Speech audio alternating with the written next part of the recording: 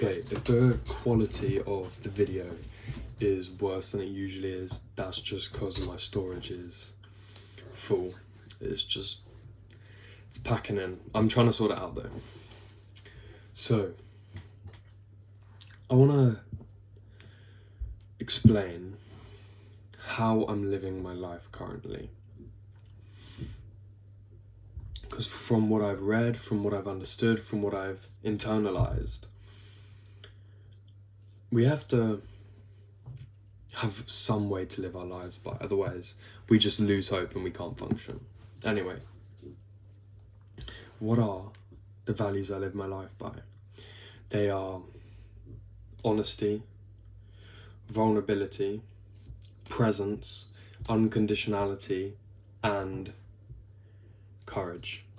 Those 5. Now, I want to do a video on each one of those values, how I act in that way, how I feel when I act that way, how I feel when I don't act by my values, how I don't live true to myself. If I'm doing something during the day and I'm not living true enough to these 5 values, I feel worse. And that's pretty amazing, because just from values that I have identified with and internalized, they're now my moral compass, my internal compass. It's not what other people think of me. It's not where I am financially. It's not where I think I should be at this point in my life compared to how I actually am. It is simply internal, which is very valuable, because as Epictetus, Marcus Aurelius, the great Stoic philosophers say, they say that, I don't even know what they say. I'm literally doing a university reading on Epictetus's Discourses, the book he made. Well, not even the book he made, it was students recollecting what he said. Yeah, the Stoic philosophers say that just control what you can control and disregard everything you can't control. I don't agree with that fully, but anyway, this is kind of an example of that. And what is convenient is you get,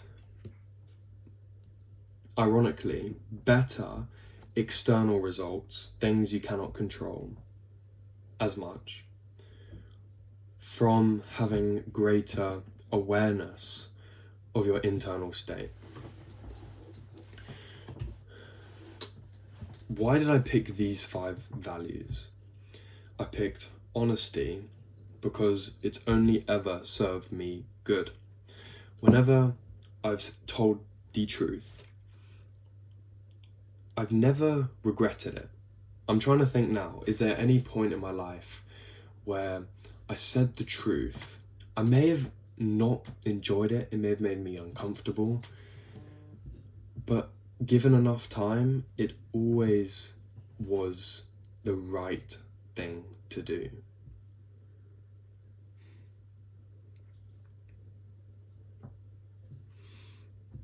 And as a form of expression, being able to say what you truly think is a very pure and divine thing to be able to do, no matter the consequences, no matter what will happen if you do that. Vulnerability. Being vulnerable allows you to create more meaningful connections in life. When you're vulnerable, I spoke this in my last video, when you're vulnerable, you allow the other people around you to be vulnerable as well. Because if you're willing to share a part of yourself, which is conventionally not something to be proud of, not something to not something you'd want to have. If you can comfortably be at peace with whatever has happened or whatever you've done or whoever you are, it's very calming no matter what has happened. You just identify with it, you become comfortable with it. Yeah. And life is more fun when you're vulnerable as well. If you are completely inhibited, nonchalant, emotionally unavailable, your interface with life is less. That might not make any sense, but what I mean is your like fullness of life is diminished. Your fullness. Life is just grayer. You see the worst parts about things instead of the best parts. And being able to be vulnerable allows you to live life more fully. And I mean that in a holistic sense, in a well-rounded sense, in a well-bodied sense. Just fullness is the best word to describe it. Number 3 is presence. Now, in points in my life where I've been present, I've been most myself, most who I truly am. When I get into a flow state, in work, in social environments, in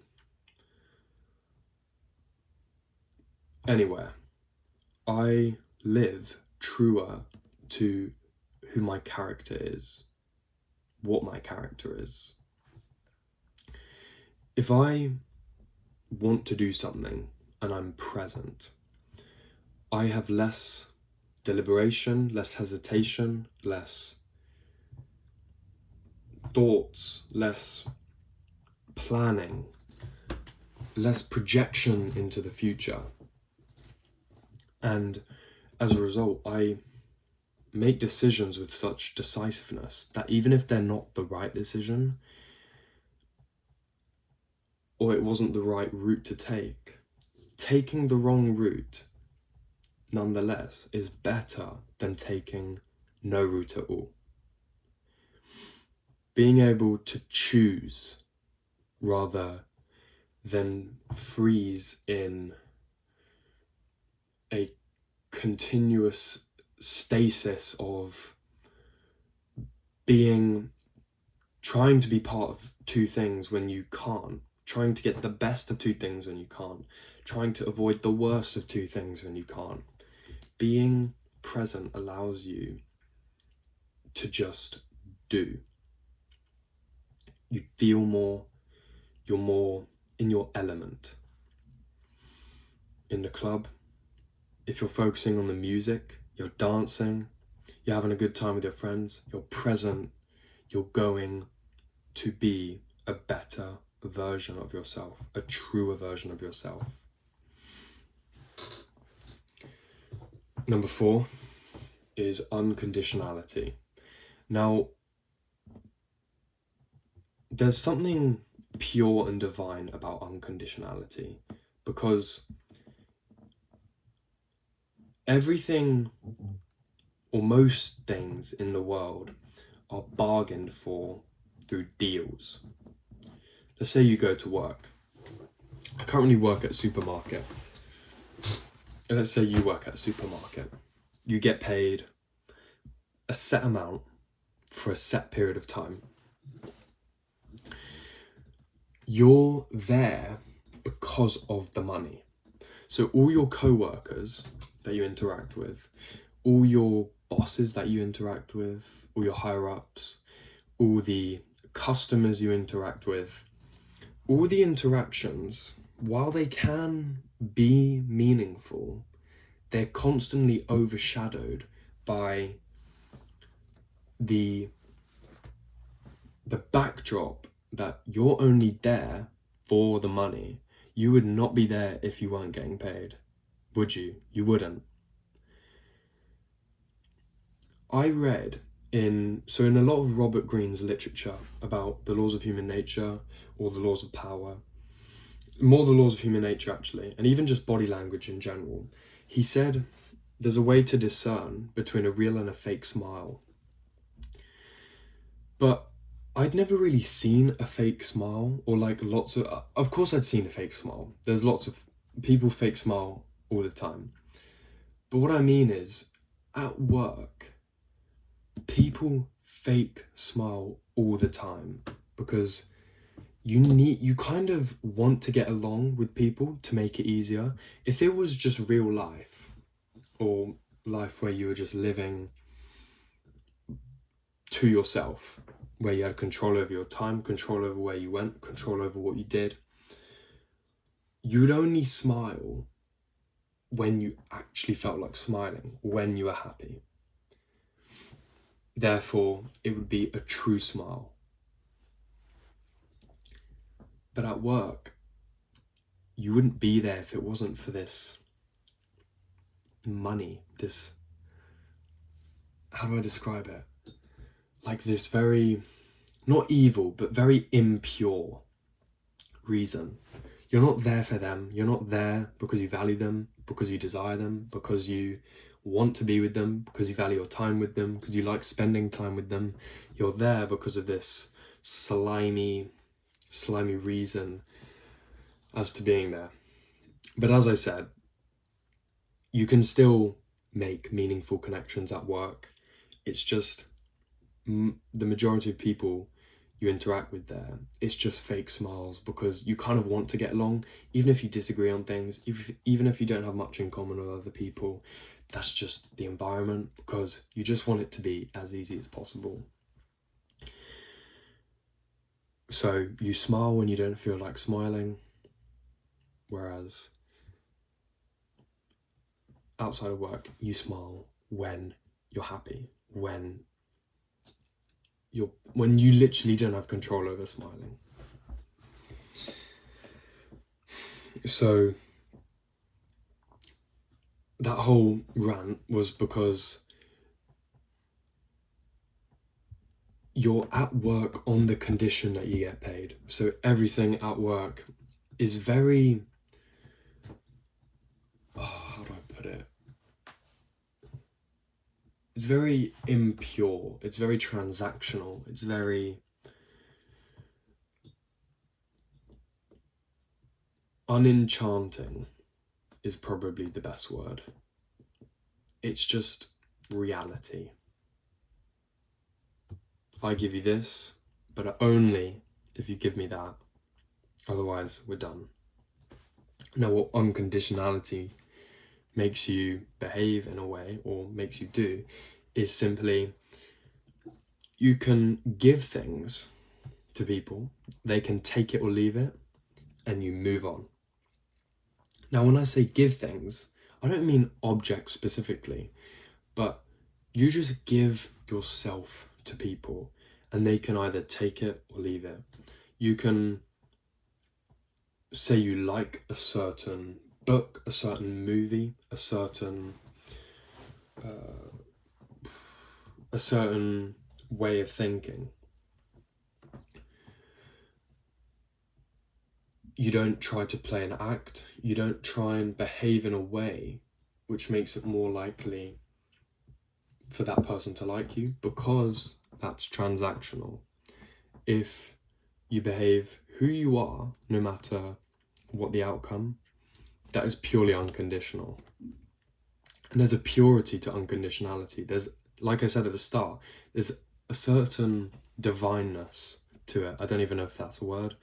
I'm just off the cuff right now. There's a certain divineness. If you give something to someone without expecting anything in return, a gift, that's very enchanting, because it's very rare when you think about it. Most of economics, most of the world works on people brokering deals and coming to a level of agreement before any action or any cogs start moving. If your cog can start moving, but the other isn't budging, that's fine. But there's a certain rarity and value to that cog which moves no matter the outcome. In fact, that cog can start moving the whole clock, even if the rest of the cogs don't want to budge. That's a metaphor, but if you want me to explain it more, I can. But just comment if you want. I don't really care. Yeah, so that was the fourth one, unconditionality. It's simply showing yourself, giving yourself without expecting anything in return. Now, there's a metaphor which Mark Manson uses in one of his books where it's really crude, but he uses the metaphor putting your nuts on the chopping board. This is very male oriented, but yeah, if you put your nuts on the chopping board,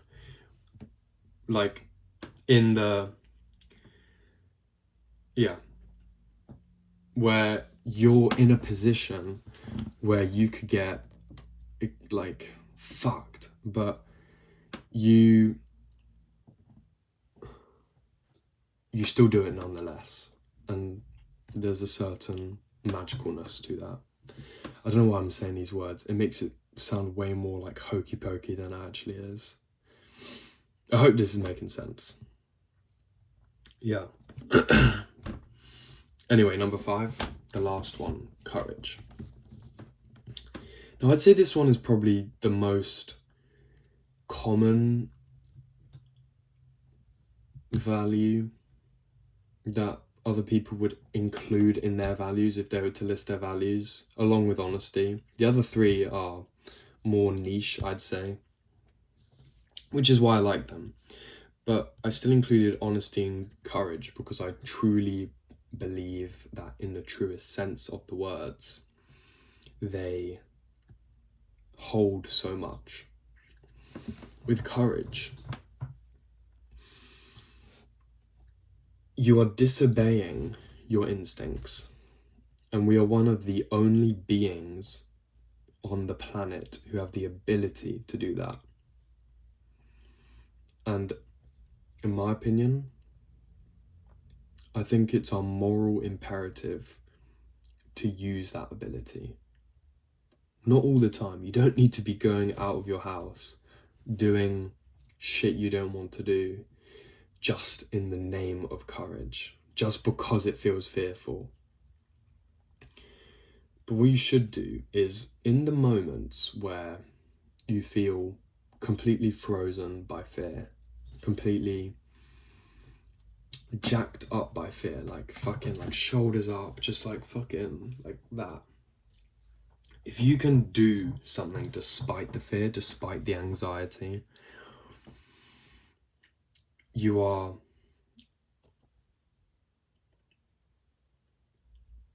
using consciousness to its maximum degree. Is the best way I can describe it. This must sound so... this must sound so not even... I bet this doesn't even make sense. But I don't mean that in an arrogant way, you can't understand what I'm saying, but maybe I'm just not explaining it very well.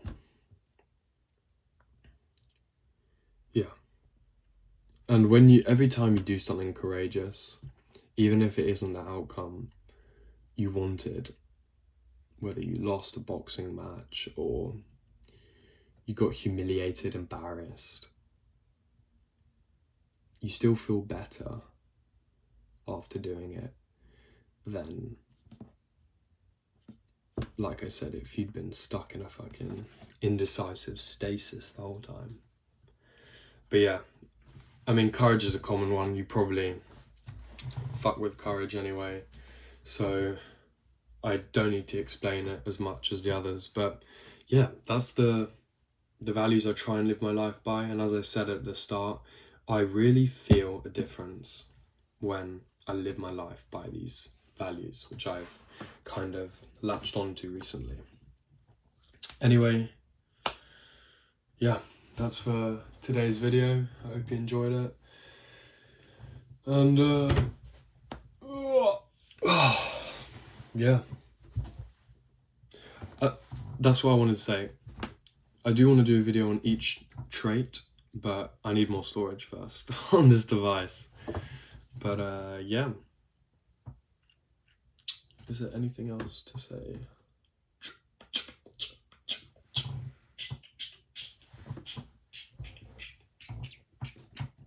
I'm going to try and do some of the videos with more editing, just especially the vulnerability one, because there's a few examples where there's videos been taken of me showing more vulnerability. Anyway, yeah, catch you in the next one.